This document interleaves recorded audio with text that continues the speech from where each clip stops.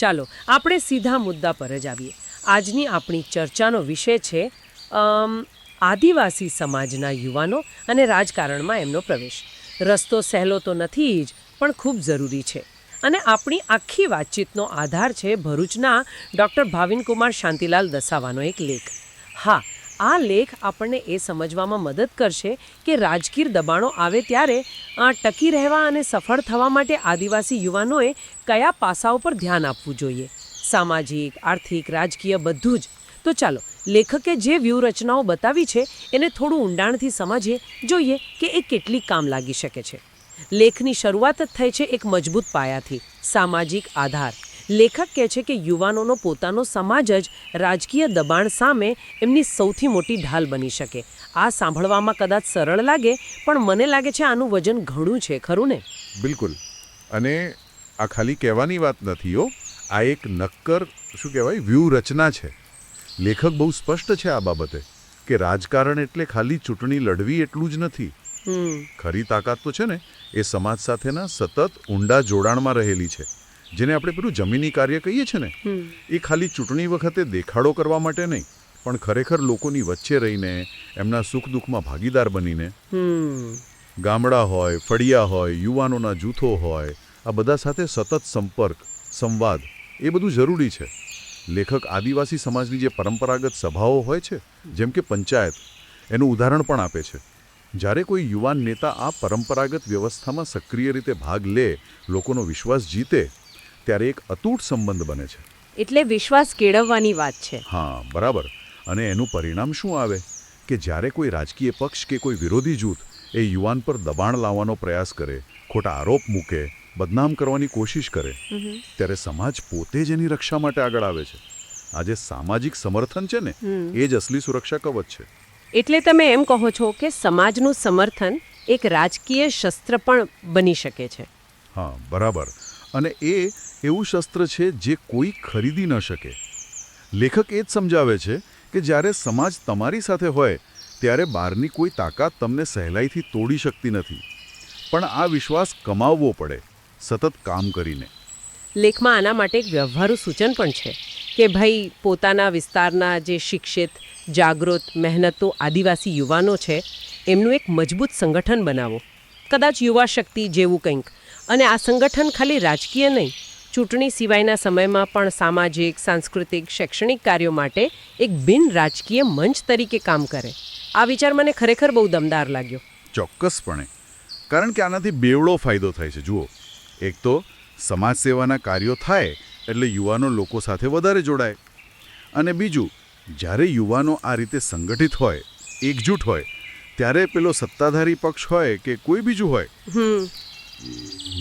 એમના માટે ભાગલા પડાવવા, કોઈને લાલચ આપીને ખરીદી લેવા કે ડરાવી ધમકાવીને ચૂપ કરી દેવા, આ બધું બહુ મુશ્કેલ બની જાય છે.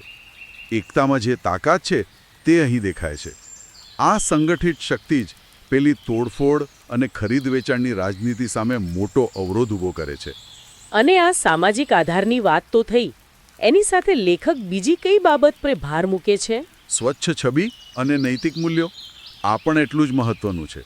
લેખક બહુ સ્પષ્ટપણે કહે છે કે યુવાન નેતાની જે જાહેર છબી છે એ ડાઘ વિનાની હોવી જોઈએ, ભ્રષ્ટાચારથી મુક્ત, નૈતિકતા પર આધારિત. અને આ ખાલી દેખાડો નહીં હો, એમના રોજના વ્યવહારમાં, એમના નિર્ણયોમાં આદિવાસી સંસ્કૃતિ અને સમાજના જે સારા મૂલ્યો છે એનું પ્રતિબિંબ દેખાવવું જોઈએ. આનો ફાયદો શું થાય રાજકીય રીતે? સીધો વ્યૂહાત્મક ફાયદો એ છે કે વિરોધીઓને પછી પેલું અંગત ચારિત્ર્ય હનન કરવાની કે ભ્રષ્ટાચારના પોખળ આરોપો લગાવવાની તક જ ના મળે. જો તમારી છબી સ્વચ્છ હોય તો આવા હુમલા નિષ્ફળ જાય, તમારી વિશ્વસનીયતા જળવાઈ રહે, અને રાજકારણમાં લાંબી રેસ માટે આ વિશ્વસનીયતા બહુ જ કિંમતી છે. એટલે અહીંયા ખરેખર રસપ્રદ બને છે કે સામાજિક સ્વીકૃતિ અને વ્યક્તિગત ચારિત્ર્ય એ બંને એકબીજાના પૂરક બની જાય છે. સાચી વાત. આ સામાજિક મજબૂતીની વાત તો થઈ, પણ લેખક એક ચેતવણી પણ આપે છે કે આર્થિક નબળાઈ એક મોટો ખતરો બની શકે છે. રાજકારણમાં પૈસાનો ખેલ તો બહુ મોટો હોય છે. તો લેખક આર્થિક રીતે સુરક્ષિત રહેવા માટે શું કહે છે? હા, અને લેખક આર્થિક પાસાને સંભવિતપણે સૌથી મોટું જોખમ ગણાવે છે. અને સાચું પણ છે, કારણ કે જુઓ, જે આર્થિક રીતે નબળો હોય ને એના પર દબાણ કરવું સહેલું પડે અથવા તો લાલચ આપીને ખરીદી લેવો પણ સહેલો હોય. એટલે લેખનો મુખ્ય ભાર છે આર્થિક પારદર્શિતા અને સ્વતંત્રતા પર. એટલે કે પૈસા ક્યાંથી આવે છે એ સ્પષ્ટ હોવું જોઈએ. બરાબર. પહેલી અને સૌથી મહત્વની સલાહ એ છે કે યુવાન નેતા અને એમના પરિવારના કમાણીના જે સ્ત્રોત છે એ સ્પષ્ટ હોવા જોઈએ, કાયદેસર હોવા જોઈએ અને બને ત્યાં સુધી રાજકારણથી અલગ હોવા જોઈએ. રાજકારણને પ્રાથમિક આવકનો સ્ત્રોત નહીં પણ સેવા તરીકે જોવાની વાત છે.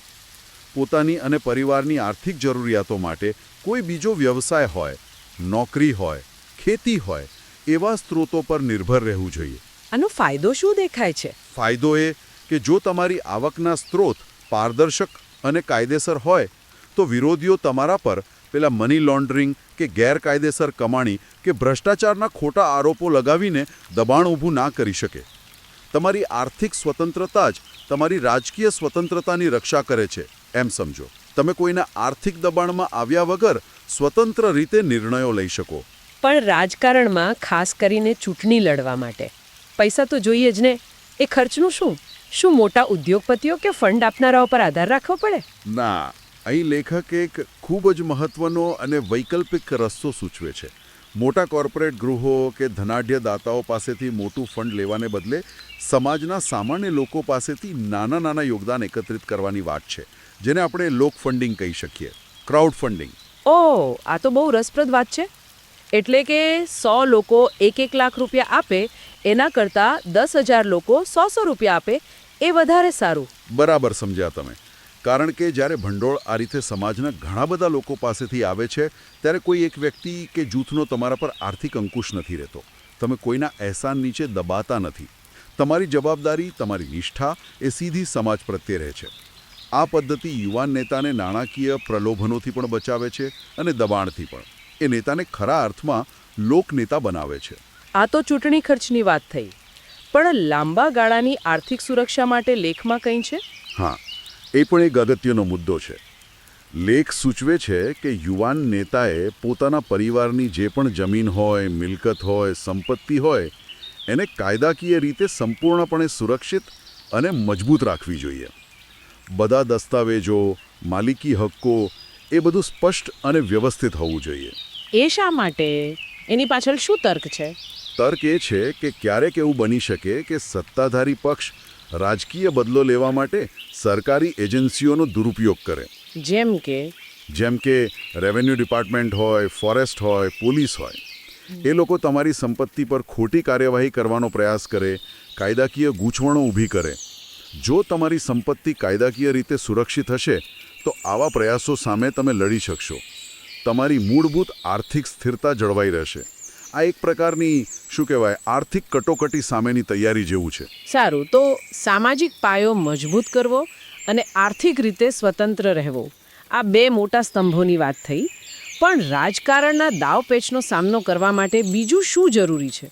લેખ રાજકીય, કાયદાકીય અને માનસિક તૈયારી વિશે શું કહે છે? હા, આ ત્રીજો અને એટલો જ મહત્વનો આધારસ્તંભ છે.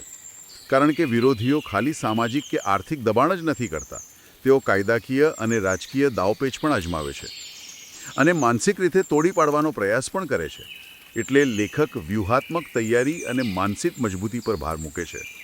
વ્યૂહાત્મક તૈયારી એટલે? એમાં સૌથી પહેલું અને મહત્વનું છે બંધારણીય અને કાયદાકીય જ્ઞાન. ખાસ કરીને આદિવાસી સમુદાયોના અધિકારો અને રક્ષણ સાથે જોડાયેલા જે કાયદાઓ છે, જે જોગવાઈઓ છે, એનું ઊંડું જ્ઞાન હોવું જોઈએ. લેખક ખાસ ઉલ્લેખ કરે છે પેસા એક્ટ, PESA, જે ગ્રામસભાઓને વિશેષ અધિકારો આપે છે. હા, સાંભળ્યું છે. પછી વન અધિકાર અધિનિયમ, FRA, જે આદિવાસીઓને એમના પરંપરાગત વન સંસાધનો પર અધિકાર આપે છે. અને ભારતીય બંધારણની પેલી 5મી અને 6ઠ્ઠી અનુસૂચિ, જે આદિવાસી વિસ્તારોના વહીવટ અને સ્વાયત્તતા માટે ખાસ જોગવાઈઓ કરે છે. પણ આ બધા કાયદાઓનું જ્ઞાન હોવાથી શું ફરક પડે? સામાન્ય યુવાનને આ બધું ક્યાંથી ખબર હોય? ઘણો મોટો ફરક પડે અને જાણવું પડે.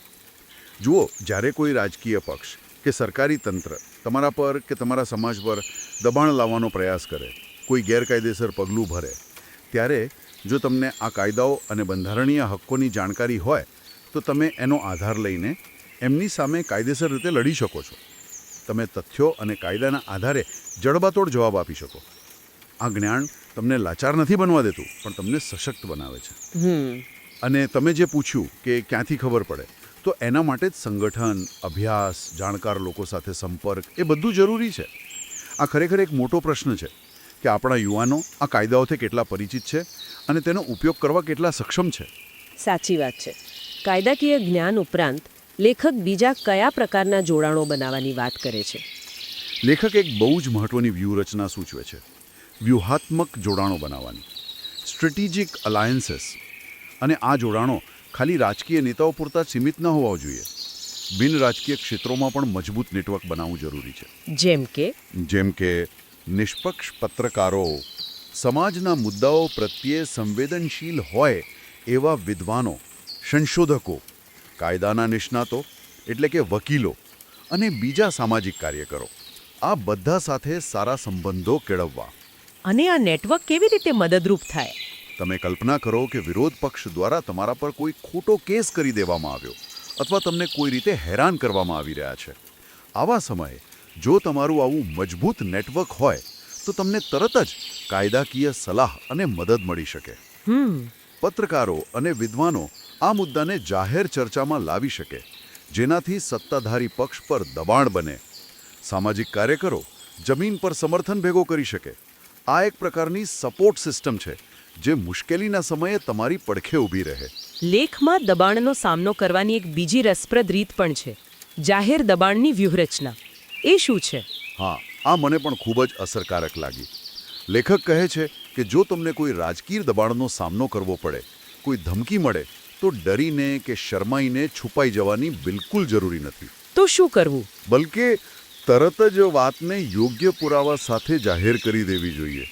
સોશિયલ મીડિયા પર મૂકો, પ્રેસ કોન્ફરન્સ કરો કે બીજા માધ્યમો દ્વારા લોકો સામે મૂકો. આની પાછળનો તર્ક બહુ સીધો અને મનોવૈજ્ઞાનિક છે. જો તમે દબાણને છુપાવો છો તો દબાણ કરનારની હિંમત વધે છે. એમને લાગે કે તમે ડરી ગયા, એટલે એ લોકો વધારે દબાણ કરે. બરાબર. પણ જો તમે વાતને ખુલ્લી પાડી દો છો તો દબાણ કરનાર પોતે જ ભીસમાં આવી જાય છે. એમની યુક્તિઓ જાહેર થઈ જાય છે અને એમના પર જ વિપરીત દબાણ સર્જાય છે. પારદર્શિતા અહીં પણ એક હથિયાર બને છે. પેલું કહેવાય ને, ચોર કોટવાલ કો ડાંટે, એવી સ્થિતિ ઊભી કરી શકાય છે. આ બધી તો થઈ બાહ્ય તૈયારીઓ, પણ અંદરથી માનસિક રીતે મજબૂત રહેવું કેટલું જરૂરી છે? કારણ કે રાજકારણમાં તો ટીકા, આરોપો, નિષ્ફળતા આ બધું તો સતત ચાલ્યા જ કરવાનું. અત્યંત જરૂરી. લેખક માનસિક સ્થિરતા અને દૃઢતાને પણ એટલું જ મહત્વ આપે છે. પહેલી વાત તો એ સ્વીકારવાની છે કે રાજકારણમાં આ બધું ટીકા, આક્ષેપો, દબાણ, વિરોધ આ રમતનો જ એક ભાગ છે. એને અંગત રીતે લેવાની જરૂર નથી. જો તમે દરેક નાની મોટી ટીકાથી વિચલિત થઈ જશો તો લાંબુ નહીં ટકી શકો. એટલે મન મક્કમ રાખવું પડે. બિલકુલ. યુવાન નેતાએ માનસિક રીતે ખૂબ જ મજબૂત બનવું પડે છે. પોતાના લક્ષ્ય પર ધ્યાન કેન્દ્રિત રાખવું અને નિષ્ફળતાઓથી હતાશ થયા વિના ફરી ઊભા થવાની ક્ષમતા કેળવવી પડે છે. અને આ સફર તણાવ લાવી શકે, નિરાશા લાવી શકે, એ સ્વાભાવિક છે. એટલે લેખક સૂચવે છે કે તમારી પાસે એક મજબૂત માનસિક આધાર હોવો જોઈએ. એ આધાર કોણ હોઈ શકે? કોઈ પણ. પરિવાર હોય, મિત્રો હોય, કોઈ માર્ગદર્શક હોય કે પછી આધ્યાત્મિક શ્રદ્ધા હોય, જે તમને મુશ્કેલ સમયમાં ટકી રહેવાની હિંમત આપે. અને છેલ્લે વ્યક્તિગત સુરક્ષા વિશે લેખ શું કહે છે? હા, આ પણ એક નિર્ણાયક મુદ્દો છે, ખાસ કરીને આજના ડિજિટલ યુગમાં. પહેલું, પોતાની વાતચીત, મેસેજ, ઈમેલ આ બધો ડિજિટલ ડેટા સુરક્ષિત રાખવો ખૂબ જરૂરી છે, કારણ કે એનો દુરુપયોગ થઈ શકે. બીજું, પોતાના અંગત જીવન અને ચારિત્ર્યને એટલું સ્વચ્છ અને મજબૂત રાખવું કે વિરોધ પક્ષને પેલું કેરેક્ટર એસેસિનેશન એટલે કે ચારિત્ર્ય હનન કરવાનો કોઈ મોકો જ ના મળે. ઘણીવાર રાજકીય લડાઈ જ્યારે મુદ્દાઓ પર ના જીતી શકાય ને, ત્યારે વ્યક્તિગત હુમલાઓ પર ઉતરી આવે છે. એટલે અંગત જીવનની સ્વચ્છતા પણ એક પ્રકારની રાજકીય સુરક્ષા જ છે. તો ડૉક્ટર વસાવાના લેખનું આપણે આટલું ઊંડાણપૂર્વક વિશ્લેષણ કર્યું, એ પછી આપણે એમ કહી શકીએ કે આદિવાસી સમાજના યુવાનો માટે રાજકારણ એ ખાલી સત્તાની રમત નથી, પણ પોતાના સમાજના હક્કો, અસ્તિત્વ અને આત્મસન્માન માટેની એક લાંબી અને કઠિન લડાઈ છે. અને આ લડાઈ જીતવા માટે લેખકે 4 મુખ્ય આધારસ્તંભો પર ભાર મૂક્યો છે: સામાજિક રીતે અતૂટ રીતે જોડાયેલા રહેવું, આર્થિક રીતે સ્વતંત્ર અને પારદર્શક બનવું, કાયદાકીય રીતે સજ્જ અને જાણકાર હોવું અને માનસિક રીતે અડગ અને સ્થિર રહેવું. તો આ બધાનો ખરો અર્થ શું સમજવો આપણે?